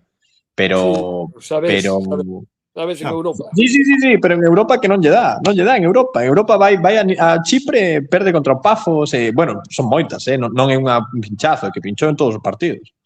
Entón, sí, é complicado saber, pero o Athletic Club, por exemplo. O Athletic Club é un equipo que eu admiro moitísimo, pero tampouco o vexo para xogar a Champions. E tamén está pagando na Champions porque non está facendo ben, e está pagando na Liga, que o Athletic va peor este ano que nunca. Bueno, es que claro, hai que... é moi difícil manterse aí Sí, é complicado. complicado. E que estamos falando da Champions, estamos falando da Champions, ¿no? O Athletic Club seguro que en Europa League estaría moito mellor, pero bueno. Eu teño ganas xa de facer unha fichaxe, porque últimamente non se nos están dando a fichaxes de renome. Non se nos están dando. Pero Bamba, no. Brian... Teño ganas xa de fichar un... Alguén que marque distancias. Sí, un Nolito, ou alguén... O Nolito é moito falar, Nolito era un xogador que cando nas súas grandes tempadas era un dos 25 mellores xogadores de... Bueno, 25 30 xogadores mellores de Europa. Un escándalo. Pero es que eu non sei o que cobre a xente que está na Secretaría Técnica, como, por exemplo, picas na canteira do Madrid, por llamarlle canteira ao Madrid, que é canteira de toda España, pero bueno, na canteira do Madrid, e resulta que te fixas en doutor e non é Sergio Arribas, por exemplo. Que non entendo, de verdades, profesionais que saben de fútbol la de Dios, según eles, que cobran por iso, fixa un doutor para aquí, porque supoño que sería, non sei, máis barato, non sei, e Sergio Arribas, aí o tes. Onde estará o doutor? Xogando en segunda división. Sí. E un xogadorazo, porque xa se sabía de entón que era o xogador. Eu pensei que petaría máis alto, pero para estar como está agora no Almería, ese sí que está no Almería, non? Sí, está destacando moito no Almería. Claro, pero es que é un moi bo xogador, pero que olladores ten o Celta, olladores ou como se chame? Non sei, a verdade. E ademais tamén te digo outra cousa, en canto haxa un xogador medianamente ilusionante, Joaquín, como diste, e haxa outro equipo que tamén o queira, desde logo o Celta non o leva. Porque aquí están mirando a peseta porque o GSS 360 debe de ser moita pasta. Porque, sinceramente, aquí somos un equipo de saldos áreas, están intentando vender para no que ven. Imaginaos que venden a Irás Moriba, con que centro do campo nos quedamos. Como contra o campo es que para poñerse a tremer, Pues si ven a Williams, bueno, pues mira, Williams vale. Pero, por exemplo, estos, además, fan os presupostos para vender cada ano 30 por 30 millóns ou 32. Es que non se pode facer un equipo competitivo desa maneira, e iso é un problema. É o problema do Celta, é a directiva do cancro. Xa que falades da directiva... A Liga tamén. Sí, a Liga ten tamén bastante que ver, evidentemente. Unha mestura entre eses dous elementos. Están destrozando a Liga por un lado e a Liga por outro, non? Sí. Complícase moito. Equipos como o Valencia, o Sevilla, xa non falemos, pero equipos como Betis que ten problemas para que as contas saian, que é increíble. Pero saen. Sí, bueno, pero Betis vai ter problemas. E mira Betis con tantos problemas, pero aí está. Sí.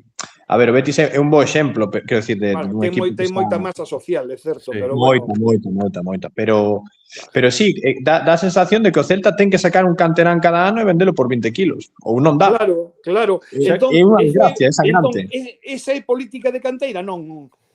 A política de canteira é sacar un canteirán, telo 2-3 anos, ou máis, telo 2-3 anos, como mínimo, e logo vendelo. Pero hai que sacarlle rendemento deportivo e non se está facendo. Se están sacando xogadores para vender. E ollo, que agora el Pini Méndez, orgullosísimo Garcés de que cando lín esa cousa. Antonio, xa que falades da directiva, e mesmo... No, pero es que o que dixo Garcés, que estaban moi orgullosos de que estes mediadores, bueno, como se chame, piquen na canteira do Celta, por favor, pero é bo iso para quen? Para vos? Precisamente por iso, xa que amentades a Garcés, e sei que, por exemplo, Jorge ten unha opinión sobre isto, Garcés chega de México e Garcés ven de ser renovado até o 2030. Cando cheguemos a esa axenda 2030 de que tanto se fala, estará todavía Garcés en Vigo. Jorge e os demais, que pensades sobre esa renovación? A ver, se falamos antes, ¿no?, de que unha das esperanzas deste ano ia ser ver como ia responder a directiva aos retos, ¿no?, que se lle plantexaba coa renovación do equipo e coa renovación, o sea, co xogar, bueno, as seguintes competicións, penso que nos decepcionou, ¿no?, a todos. Outro día non me lembro agora mesmo cal era o xornal que titulaba o Celta se ata a Garcés hasta el 2030, ¿no? Que tiña, evidentemente, ia con moitas segundas, non? Porque cando ti, o sea, podrían ter dito se aforca con Garcés ata 2030, era esa idea, ¿no? De si realmente o importante neste momento era vencellarse cun contrato pechado a unha figura que ten unha idea que eu, por outra banda, se ti fas iso, eu supoño que é o tipo de política que ti como directiva queres implementar. Aí está, esa é a chave. E que esa é a chave. Se ti fas unha extensión de contrato e tes un tío que va a estar aí ata 2030 e que ti estás de acordo con esa política de, claro, cando nesa renovación a primeira frase ou unhas medias que solta é o que está por vir va a ser impresionante, se estaba referindo a esta canteira o que decía Antonio antes. Temos aquí xogadores que no momento que despunten, en o momento en que fagan o que nos dean un bo resultado, en vez de quedar con eles 2 tempadas para que xoguen ben, imos colocalos en canto tiñamos... Pero iso é culpa de Garcés? Non, é a directiva. Non, digo que a directiva quere esa política, está de acordo con esa política, e Garcés é unha figura... É un mandado. Claro, moi interesante para facer ese tipo de xestións, non? O sea, para implementar esa política, non? Porque senón, pois renovarías ano a ano e verías un pouco que hai, non? Pero se quixeras facer outra cousa, penso que se tería apostado por outra figura. Non creo que sexa... O mellor económicamente vai ser un resultado fantástico, pero deportivamente penso que non vai ser... Bueno, claramente é un continuismo, pero a pregunta é un continuismo que aplaudides ou parece se vella que non é un continuismo que aplaudides? Rexeito, pero de pé a pá, eso parece dicir, imos continuar por esta liña, e necesitamos a un Garcés que faga o que nos queremos que faga. É dicir, é unha política de club, non é política de Garcés. Garcés aí é o que dá a cara, pero realmente isto é política do club.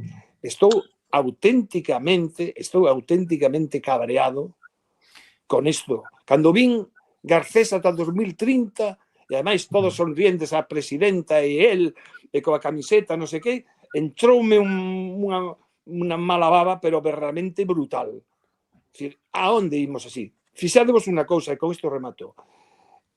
Garcés está máis preocupado en colocar xogadores que en reforzar o equipo. É mellor sacando que comprando. Sí, é mellor sacando que comprando, sí. Totalmente. Bueno, sacando así desa maneira.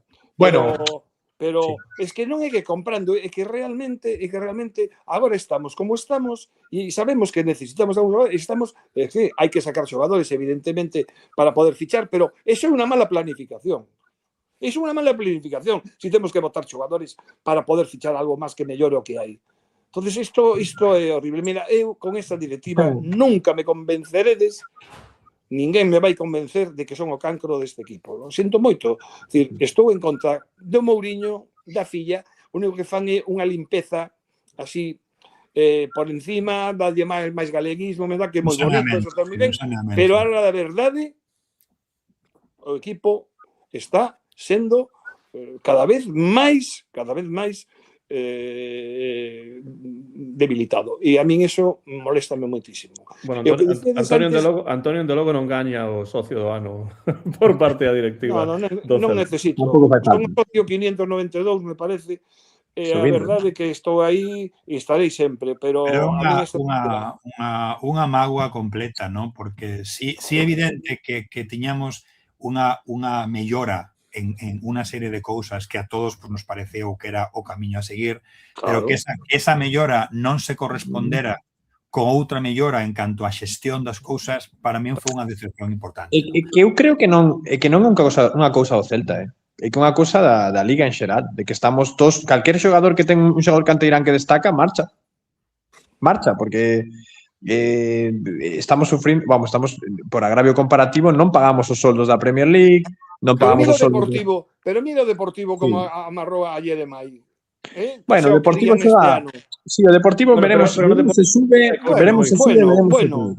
Veremos. Aquí si No, hai un Yeremai, a mí Eu non, é que non vexo segunda, Antonio, entón non sei nada diso. Non vexo pero quero segunda dicir que división. si hai un Yeremai aquí, aos 3 días está vendido, porque ademais Non, xa saiu, os Gabri poñen Veiga. eles no escaparate, os que necesitan vender, os que queren Bueno, sí, vender, pero poñeno sabe, eles. non, pero eu creo que tamén está pasando noutros equipos tamén, tamén saiu. Déjate de rollos. Sí. Non estou de acordo niso, a verdade. Eu creo que faltan os únicos equipos que mantén os canteiráns de nivel son os equipos que están asentados en Europa. Athletic Club con Nico Williams, Athletic Club é outro nivel. Perdoa. Sí. Esos son os equipos que de verdade fan canteira. Sí, Esos bueno, son os pero equipos tamén que de verdade que ven na canteira. pero tamén Aí sí, está a cuestión. Que o Celta, por moito que digan, non é un equipo de canteira. No, o Celta, eu non estou de acordo. O Celta é un equipo de canteira por o número de canteiráns que ten. E pola aposta pola canteira, porque é o equipo con máis canteiráns de primeira. Bueno, sí, pero logo a verdade non xogan. No Celta, amigo, se temos xogado con 9 canteiráns neste ano. Todo moi bonito, pero vemos os resultados. Bueno, a canteira, a canteira ten que ter outro enfoque. É dicir, a canteira saca xogadores para o primeiro equipo, coño. Sí, E unha vez que se asente no primeiro equipo, véndelo, coño. Sí, a ver, o tema que porque se eu quero ver un Celta para vender. Sí, eu quero ver un Celta como a Real Sociedade, que ten un xogador como Zubimendi e o vende cando eles queren. Pero canto tempo estivo Zubimendi na Real Sociedade? Claro, é o que digo, É que ese o tema. Ahora que lle fixeron un contrato brutal e tal e cual. Pero a Nico Williams amarraron, porque a xente se botaba en riba porque non necesitaban. Sí. Pero para o Athletic Club de Bilbao sería maravilloso soltalo desde o punto de vista económico, porque pagaban moito por él. Tampouco teñen moito problema económico eles, pero bueno. Sí. Non, teñen problemas económicos, tamén teñen problemas económicos. Claro que sí, porque os xogadores do Athletic Club de Bilbao, os canteiráns, están moi ben pagados. Bueno, sí, pero tamén é unha cousa aí especial. O que teñen unha obriga de canteira por filosofía. Claro, a min o que me parece é que pode ser un camiño medio, non? Eu non digo que non se vendan canteiráns, claro, pero a mí me parece que se venden demasiado cedo. Quer dicir, que non dan ningún... O sea, se ti tes unha canteira para sacar xogadores e nunca podes aproveitar ti como equipo os teus xogadores... Iso é importante. Que canteira é iso? Porque eu saco xogadores para non ter que compralos e para poder ter un xogador bo durante 2, 3 tempadas. Que logo chega alguén e quere dar o salto, como ocurriu con Iago no seu día, pois bueno, se dá o salto non pasa nada. Pero é que aquí hai xogadores que levan xogados 2, 3 meses e poñen riba da mesa unha oferta estupenda e a la marcha, non? E parece que é esa, non? Que non queremos que eses xogadores vos que sacamos formen parte dun proxecto para 2, 3 anos, non? Canto nos durou Gabri Veiga? Jorge, canto nos durou Gabri Veiga? Pois nada. Canto nos durou Fer López, que total xogou 6, 7 partidos? Nada. Entón, e Gabri Veiga que nos durou ese ano, nada máis. Para min hai unha diferenza, eu penso, nese sentido, cando falamos de canteira... Eso dos impostos que vin aí... Eso dos impostos, gustaríame saber que quere decir. Que escribiu antes dicindo que poden facelo juntos, sí. Bueno, non son impostos, moitos anos xogando Europa tamén. Quero decir, os pagan moito menos de impostos, non entendo eso, que o Atlético que paguen menos impostos que o Celta. Salario, quizás. Refires en salario, quizás, a que se pagan menos impostos ali en... Non sei, pero... Non sei. Divertiño que dos impostos só é real en Madrid, pero o que eu quería dicir é que para min hai unha diferenza cando falamos de canteira entre un proxecto de canteira por filosofía e un proxecto de canteira por necesidade, por xuntura económica, non? Entón, claro, que sí, que o Celta é un proxecto de canteira agora, non vou dicir que non o sexa, pero a pregunta é como podemos definir ese proxecto, se o proxecto é utilizar a canteira para sacar diñeiro ou se o proxecto é ter xogadores de canteira pois para reforzar esa identidade, para reforzar o equipo, etc. Para min, esa é a diferenza, non? Entón, eu non teño claro que o Celta sexa un proxecto de canteira dende ese punto de vista, pero non vou negar que hai moitos canteirais e moitos deles moi bons que saen da canteira do Celta. Moi bons. Pero no equipo actualmente moi bons, e non lle chamemos canteiráns a todo o mundo, porque, por exemplo, Pablo Durán non é canteirán. Non xogou o número de partidos, os anos na canteira, non xogou, sabía tal. Bueno, eu o que quere dicir con iso é que o Celta ten unha moi boa canteira, pero eu non estou tan seguro de que o proxecto de canteira sexa realmente tanto por filosofía, senón tamén por unha cuestión de conxuntura e de necesidade económica, non? E como cando entramos en economía, pois eu non son un experto, pois non vou entrar nesas cuestións, non? Pero o que si vexo é que moitos deses canteiráns que despuntan, pois despois xogan moi pouco tempo no equipo, non? Ainda que fose por economía, ti podes ter xuntas as dúas cousas, non? Tamén é a mesma economía decir, se teño un xogador que me dá un rendemento e non preciso investir en fichaxes porque xa o teño aquí, eso tamén é economía. E eso non é o que se está pensando. Se está pensando sempre o que dices antes, en saídas, pero nunca en entradas, non? E se ti tes aquí, o que veixo é que eso, o bo tes que aproveitalo, polo menos, que forme parte do teu proxecto durante un tempo. Pero porque senón non é proxecto. Senón non é proxecto. Claro, senón é unha piscifactoría e non unha canteira. Exacto. Bueno, pois a iso referíame eu, Jorge, a iso referíame eu. A mí non me gusta o proxecto de canteira do Celta porque non aproveita para o club, para o equipo, para o primeiro equipo, esos xogadores. Gabri Veiga saiu voando e Fer López e tal, e efectivamente, entonces Fer López, que total xogou 5, 6, 7 partidos, 8, tampouco xogou tanto e non completo. Non xogou nada na Premier este ano. Claro. Agora xa vedes que está o propio equipo xa o pon riba da mesa para o mercado de inverno como un xogador cedido xa, non? Entón, bueno, non tivo sorte porque non entrou. Eu tamén penso que foi unha xogada máis de visibilidade e tamén evidentemente que era un adestrador que aos 2 días o botaron fora. Entón, claro, xa non estaba dentro do proxecto e nin outro día que podería ter xogado porque facía falla ter xente diante, tampouco xogou contra o Liverpool. Entón, pero un equipo que leva 2 puntos de 54, moi boa planificación tampouco fan. Non. Están descendidos. Correcto. Entón, e a ese equipo, claro, métese man de Méndez a este tío, a Fer López, e bueno, marcha. Por qué? Porque o Celta precisaba venderlo, punto. E xa está. E precisará vender sempre, como sigan facendo estas contas do gran capitán, que al final nunca se saben onde van os millóns, nunca se saben. Hai un escurantismo horroroso en canto a cousas que a contratos e a vendas e tal, que realmente un xa ten que pensar mal. Sí, bueno, ese é un tema interesante do que mesmo poderemos falar cando remate a tempada xa sabendo a onde chegou o Celta en Europa e cal é a clasificación final da Liga. Para min, a clasificación final da Liga é das cousas máis importantes para que o Celta continúe en primeira división. Dame a sensación de que iso non vai ser un problema, pero bueno, agora xa non se pode dicir iso das 3 competicións porque unha delas realmente xa non existe e a competitividade do Celta nesa competición pois foi nula dentro do meu punto de vista. Bueno, esa é a miña visión. A min caes en Gasteiz frente ao Alavés e bueno tal, e bueno, diste, bueno, sí. Pero pasou contra o Madrid a tempada pasada, sí. Pero caer en Albacete, con todos os respetos ao Albacete, que un equipo que recibe goles e acababa de perder 1-3, 1-4 en casa e tal e cual, e que tires o partido así, e que tampouco puso os titulares o Albacete, tamén deixou os xogadores. Joder, por favor, un pouco de... Pero bueno, a Copa xa está.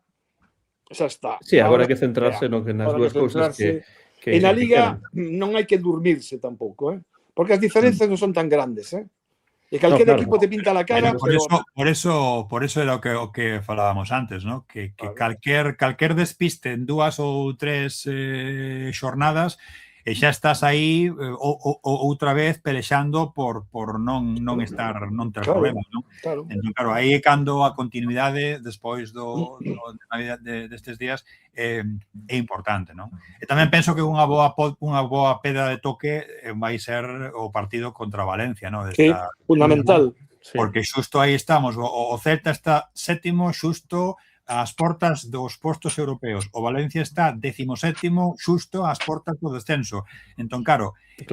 Ese son o tipo de partidos que temos que gañar, que hai que gañar, que hai que garantir, e tamén vai ser unha boa pedra de toque ver como comezamos, ¿no? Esta segunda volta. De feito, teño 2 preguntas finais para rematar este encontro de Nadal aquí no Bar Celeste en directo, e unha delas ten que ver con ese partido, que é o sábado, fronte ao Valencia, volta Antonio García Teijeiro a ver o Celta Espero que non me dé un soponcio antes.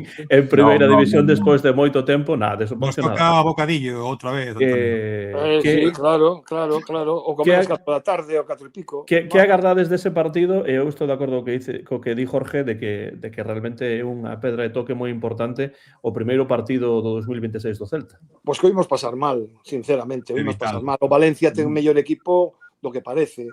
Dentro que está moi frouxo, non? Pero ten mellor equipo, puxo en apretos a moitos equipos grandes e tal e cual, e non se lle dá ben ao Celta, curiosamente. Eso non se lle dan os equipos, para min é unha maneira tamén de dicir que non todos os partidos son iguais tampouco, pero nin as tempadas. Pero Valencia a min dame medo. É un equipo que o vexo... Claro, é que dos últimos 5 partidos o Valencia perdeu 1, empatou 3 e penso que gañou somente 1. Entón, claro, ven tamén moi regular. Sobre o papel, pois poden ter o mellor individualidades un pouco mellor que as nosas, sí. Pero se é verdade que unha das excusas, ¿no? que se puxeron riba da mesa cando foi o partido do Oviedo foi que facían falla vacacións, que a xente estaba fundida, que había que descansar. Bueno, haberá que ver se o descanso foi o suficientemente potente como para gañar con solvencia, porque, a ver, en riba da mesa, pois vendo a situación na táboa e o xogo desplegado, pois vale, que é un partido para que o Celta gañe claramente 3-0, vale. Somos quen de facer iso? Está por ver, non? Eu, sinceramente, non creo que sexa un partido para gañar 3-0 Valencia, nin loco, porque aparte este ano custa moitísimo meter goles, é dicir, eso para empezar, non? O Celta ten que, contra Valencia, retomo as palabras de Joaquín con relación á Europa League. O Celta ten que está xogando na casa e ten que marcar a dinámica do partido. Personalidade. Exacto, personalidade, marcar a dinámica e que realmente o Valencia non sexa quen de coller o medio do campo e empezar a crearnos problemas. Entón, bueno, pues eso é o que hai que ver. Chegou este tempo de Nadal con turróns, cavas e demais para descansar, xogadores fundidos con 28 en plantilla facendo ridículo na Copa. Pois non o sei. Non o sei. Ahora, eu non as teño todas comigo, sinceramente. Joaquín, ti has estar no estadio ou non marches ficas tanto tempo? Marches o día. Estarei o día 3 marches, non? Marcho o día 3, sí.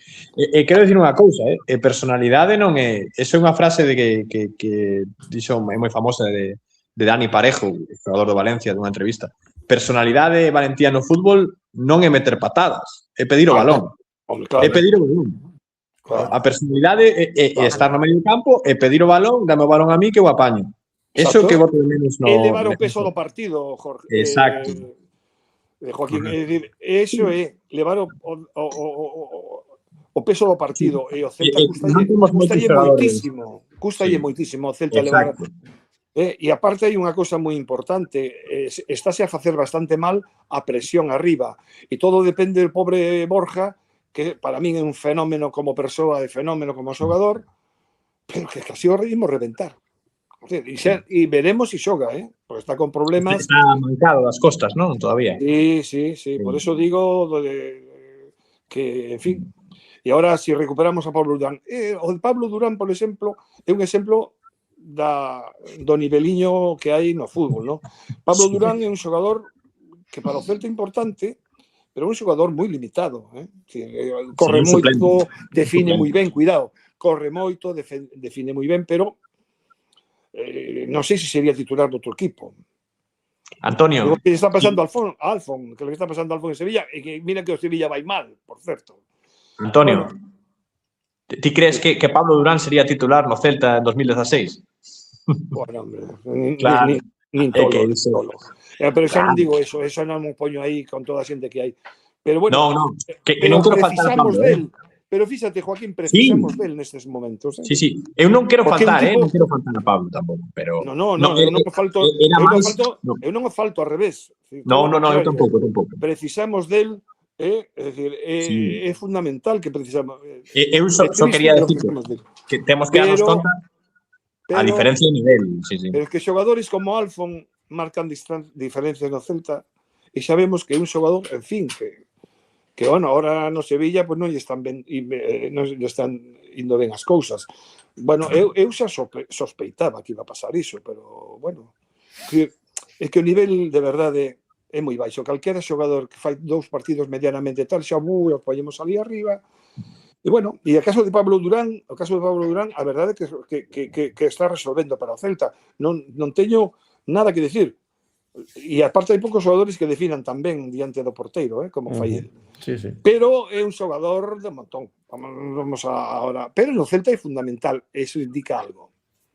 Claro, é o que quería decir eu, que nun Celta de calidade, como que tiñamos no 2016, tal, non sei que, sería un xogador de rotación, o cuarto dianteiro, quinto dianteiro. E agora, Pablo Durán non diría imprescindible, pero é importantísimo no equipo. Sí, totalmente. Que precisamos dun xogador rápido, un xogador que defina, un xogador que sea inteligente nos desmarques e que tal. Pero sí, é que... Claro, se o comparas con Jude Law, con todos os respetos para Jude Law, para mí foi unha gran decepción, pues que iremos a facer?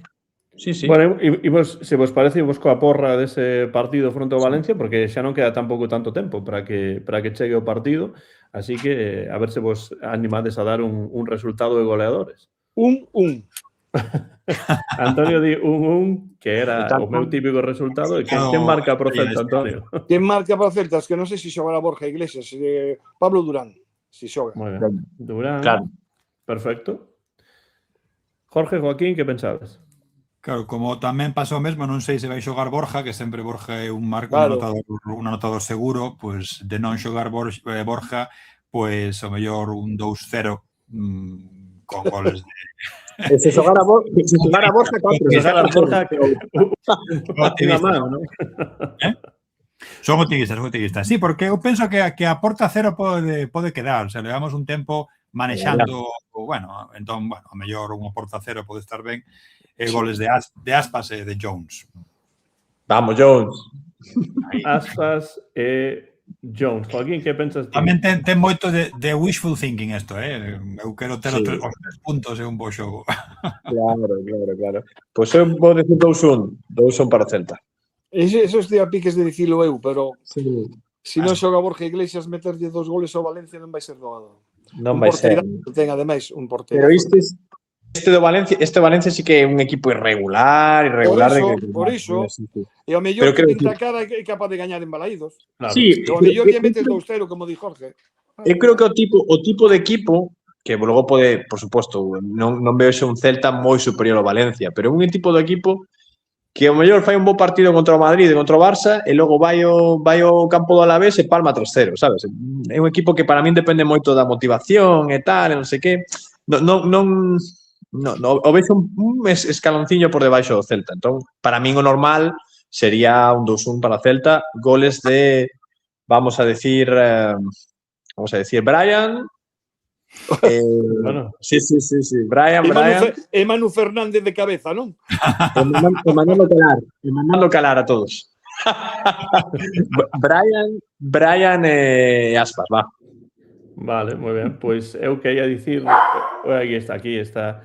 A miña caraliña. Ven para aquí, que teño que dicir o resultado. Itzi, que pensas ti? A ver. No, eu vou dicir... Ia dicir un 1, pero como xa dixo Antonio, vou dicir un 0 gol de William Svedberg. Veña, William. bueno, pois outra portería a cero para De Radu. penalti. De penalti. De penalti no último minuto, ¿no? Jorge. Firmo, Bueno, firmo. para rematar esta emisión, quería, neste sentido, copiar o meu amigo Pablo Verdeal, do señor Pavlov, nunca sei se é Pablo ou Pavlov ou como é, pero de todos os xeitos, el no seu programa sempre fai dous MVPs e dous pufos de cada partido. Entón, eu o que quería era preguntarvos para vos quenes ou quen serían os dous MVPs desta primeira parte da Pois eu teño clarísimo, eu teño clarísimo, pero comezamos para rematar ben, comezamos primeiro cos pufos e despois os MVPs. Con? Primeiro, Pufos, dous pufos e dous MVPs. Os Dous que? Isto Non que fai entendo. Pablo, dous pufos quere dicir dous xogadores Dous pufos. Claro, dous pufos Vale, primeiro hai que e dous decir os MVPs. pufos. Primeiro os pufos e despois os MVPs para rematar ben o ano 2025 e que as cousas saian ainda mellor no 2026. Pois eu teño clarísimo. É Mira, os pufos. un saúdo dende aquí para Pablo, que é o que realmente no seu programa fai isto. Antonio teno claro, así que imos a lo Sí, Antonio. teño claro. Os pufos para min realmente son Brian Zaragoza e Hugo Álvarez. Brian Zaragoza e Hugo Álvarez. Ver a Hugo Álvarez no campo hoxe en día, a verdade é que me dá pena, non sei que pasa, pero me dá pena. No. Vale. E agora facemos a rolda. Antonio di Brian Zaragoza e Hugo Álvarez. Bueno, cambio. Okay. Brian Zaragoza e Jutgla. Claro, Zaragoza eso era o que eu tamén tiña claro. Eu para min. Que triste, Sí, no, es que me acabo de acordar agora. Pero penso que entran dentro desa idea de pufo, Que non? triste, As dúas fichaxes importantes que fixemos. Que é importante, as dúas fichaxes que fixemos como reforzos estrela e as dúas son os pufos, non? Por eso tamén teño claro cales son os MVPs. Eu tamén Jorge, teño claro os MVPs. Entón, Jorge, di que... De todas formas, estaréis de acordo comigo que Hugo Álvarez está sendo un pufo de carai este ano. Sí, de feito, eu diría... Porque me dá pena, ademais. Sí. De feito, eu ia dicir, tiña aquí escrito Brian Zaragoza e Hugo Álvarez, precisamente. Pero, bueno, Jorge dixo Zaragoza e Jutgla. Joaquín, que pensas? Salvo a Brian non por expectativas, porque por expectativas eso sería, pero por nivel neto, creo que Brian tivo algún partido bo, e non podemos decir, bueno, Jutgla tivo un partido bo. En Europa. Sí, Brian tivo en Europa, sí. Eu vou decir Brian en Europa, sí. Brian en Europa, Jutgla en Pamplona. En Pamplona, sí. Sí. Vou decir que os pufos para min ata agora están sendo non quería quemar a mano, pero sí, veña. claro, pero a diferencia é que Brian Zaragoza crea expectativas e Manu Fernández é un rapaz que sube, que o poñen e non dá a talla de momento. Para mí é diferencia, sí. Pois mira, vou decir por expectativas persoais, Jutgla e Hugo Sotelo. Sotelo non porque estés especialmente mal, pero para min é un xogador que debería ter as chaves do medio campo e tal, e para min agora mesmo prefiro a Miguel Román que a Sotelo. É unha decepción. Totalmente de acordo contigo. E o Gallá, pagamos este podcast en 6 meses e diga Sotelo mellor. Bueno, claro. Sí. Bueno, farémolo en 6 meses cando remate a temporada. Sotelo, será o que teña as chaves, tal, que Beltrán non renova, tal, está de cuarto ou quinto centrocampista. Bueno, pois eses son os pufos e dende o vosso punto de vista, MVPs, os mellores desta metade da tempada. Pois eu teño clarísimo que son Radu e Borja Iglesias. Eu tamén. Eses dous clarísimamente. Polas dúas partes, quero dicir, Radu ten gañado moitísimos puntos, ten feito accións soberbias, aínda que podea ser un portero, como decía antes Antonio, bo tirando a moi bo, pero realmente fixo partidos de moita calidade. Sí, totalmente. Unha boa parte, por exemplo, do partido de que antes falabades do Real Madrid foi que estivo excelso, non? Entón, e Borja polo mesmo, non somente... Pero aparte, a tranquilidade que dá a defensa. Que unha boa parte... A xente non entende, eu que fui un porteiro tanto de fútbol como de balonmán a certos niveis, non entende a tranquilidade que dá un porteiro a defensa. Totalmente. É increíble, non? E iso eu notaba moitísimo, non? Entón, bueno, unha boa parte da mellora da defensa, ademais de que estean os que están, e que Radu dá moita tranquilidade. Pero igual que pasou hai 2 anos con Vicente Guaita, que cando el chegou, deu unha tranquilidade ao principio, a defensa mandaba e tal. O ano pasado non, por suposto. Non, sí, duro. Pareceme que Radu está ainda por enriba dese nivel, Non digo que non. Claro. Pero digo o efecto. Totalmente, sí. E Borja polo que non somente polos goles e polo acerto, senón polo que consigue crear de xogo, polo que consigue dar, non? Dar como di Antonio, tanto dentro como fora do campo. Efectivamente. Para mí... Pareceme, dentro do que o fútbol e as opinións son subjetivas, pareceme moi claro os 2 MVPs da tempada. Pareceme moi claro. Non vexo ninguén... Poderíamos mencionar a Starfelt. Sí, eu voy a mencionar a Starfelt para meter a alguén máis, pero dende logo... Pero que para mí é moi claro, Radu e Borja, que Borja goles, xogo, todo, espectacular. Todo espectacular. Compromiso. É importante, compromiso. Sí, dende logo.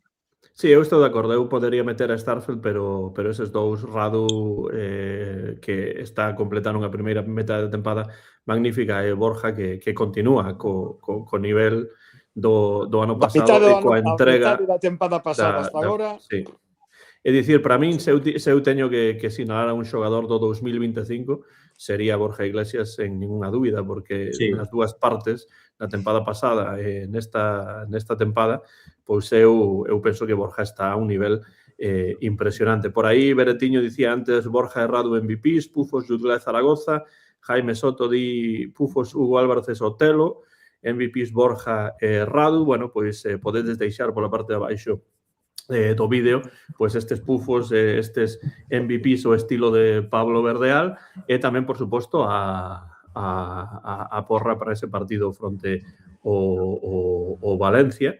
E, bueno, a todos e a todas, moitas grazas por estar aí ao outro lado da liña, un día como hoxe, 30 de decembro, no que xa nos achegamos ao remate deste ano 2025, e a vos 3, pois, tamén moitas grazas por estar aquí connosco, e agardamos, pois, vervos a miúdo no Bar Celeste no ano 2026, que xa moi axiña chega. Algún comentario final de algún de vos para rematar este programa antes de dar ese derradeiro berro celeste do 2025? No, decir que, malias críticas e as cousas, somos celtistas de corazón. Somos celtistas de corazón. Bueno, unha cousa non está reñida coa outra, non, Antonio? Non, pero sabes que enseguida te chaman anticeltista porque digas 4 cousas que non gustan. Non pode ser. Bueno, nada, por a miña banda, desexar a todo o mundo un bo 2026, sobre todo en canto a xustiza social e saúde, e que foi un placer compartir contigo, Joaquín, contigo, Jorge, Antón, por suposto, este derradeiro programa do ano. Grazas, Antonio, por estar aí e que goces o mellor posible a volta a Balaídos despois desas viaxes transoceánicas. Joaquín, un placer terte tamén e, ademais, neste caso, dende Vigo. Sí, unha aperta. Quería mostrar esta sudadera que marquei do Celta. Voltarei. Eu algún día voltarei aquí a Vigo. E nada, pola promoción que fixeron de Europa League, de todos os... Bueno, pues todos os galegos que tivemos que marchar ou, bueno, ou marchamos a buscar fora de Galicia o noso pan, pero sempre con Vigo e con Galicia moi presente e tal. E nada, unha aperta a todo o mundo. Eu sempre un placer falar con vos, onte con Feros e con Jorge, con Antonio, con ti, Antón. E nada, unha aperta a todos e que o gallá que sexa un ano fantástico tanto a nivel persoal como a nivel deportivo. Pois iso agardamos de que teñas unha boa viaxe, Joaquín, unha boa viaxe de volta a Suecia. Jorge, tamén un placer terte sempre de xeito regular os martes aquí en directo, e continuaremos, agardo, no seguinte semestre contando contigo e nada, feliz ano novo tamén e moita sorte con todos os proxectos académicos nos que esteas metido. Pois igualmente para vos, eu vaya que o 2026 sexa un año boísimo para todos, en todos os aspectos, ¿no? Para o Celta no deportivo, para todos vos nos no persoal, que sempre é moi importante. E nada, eu encantado de continuar falando con vos. Aquí estarei no segundo semestre, como ben dís, falando de ver como se desenvolve todo para o Celta e para nós. Eu espero que en Vitruvian me poñan todos os martes os vos concertos. Sí, eu xa lles mandei eso outro día unha mensaxe porque non sei que está a pasar, que todos os anuncios dos concertos me chegan despois dos concertos. Entón xa me dixeron que é unha aposta do algoritmo, que non poden facer moito e que miremos con regularidade a páxina web e os cartéis que poñen ali mesmo, porque realmente pagan a pena. Aproveito para dicir que son de un nivel altísimo. E temos un espazo fantástico. Un espazo maravilloso al estilo dos antiguos club de jazz, bueno, sen fume, claro, pero maravilloso en todos os aspectos. É dicir, é algo que faltaba en Vigo e que, bueno, eu vou a todos. Vou ter que deixar un diñeiro apartado para poder ir a todos os partidos, ai Dios mío, a todos os concertos de Vitruvia. Por eso quero decirlo públicamente, para que a xente saiba que en Vitruvia están facendo as cousas moi, pero que moi ben. E continuará Antonio, sería moi interesante se tes tempo pensar aí que cantante ou que músico de jazz sería cada xogador do Celta. Non me complico. Eso dá case para un pomario, Antonio. Eso dá, exacto. Iso dá para un maratón de 6 horas de emisión. Vai pensando que músico sería Joel Lago, un agresivo aí, un que mete caña. E que director de orquesta sería o adestrador Claudio Giraldo tamén, non? Claudio Abado. Claudio. Ademais co mesmo nome, precisamente. Bueno, pois moitas grazas, como digo, a todos e a todas por estar aí ao outro lado da liña. É sempre un placer pois contar con esta comunidade de ouvintes que continuará, agardamos, no ano 2026, porque nós pasámoslo moi ben, e iso é o principal, falar do Celta, que é a nosa paixón, entre outras, e facelo pois de xeito constructivo, pero sobre todo pasando ben, porque iso é do que se trata. Bueno, pregunta por aquí Manuela que a quen teño aquí, pois esta é a miña cadeliña que se chama Etsy, e que estaba facendo un pouco de ruído, entón, pois, aquí puxena no colo, e aquí está, pois, porque normalmente cando fago o programa non fai ruído, está simplemente tumbada aí preto de min. Se estou a gravar un vídeo, se estou a facer un programa, pero hoxe, pois, non sei por qué, estaba a hacer un pouco de ruído, así que... Porque coñeceu a Joaquín e deuse conta... Claro, escoitou a Joaquín e xa se puso tola. Claro. Pois é a nosa cadeliña que temos dende xa hai, pois non sei, uns 6 anos, máis ou menos 6 anos. É do Celta, non? É perfectamente do Celta, por suposto, ten mesmo hai algunha fotografía por aí con camisola do Celta, e bueno, conseguímola nun destes rescues, destes lugares onde rescatan cans, en Corinth, Mississippi, que está pois máis ou menos a unha hora de aquí de Jackson. Bueno, pois aquí está connosco e aquí está presentando especialmente para rematar o ano, xa que Manuela quería que o fixésemos, pois aquí está.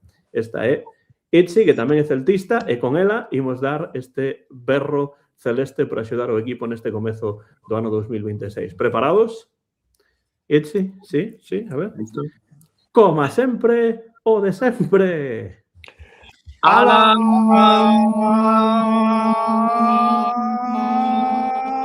¡El Celta!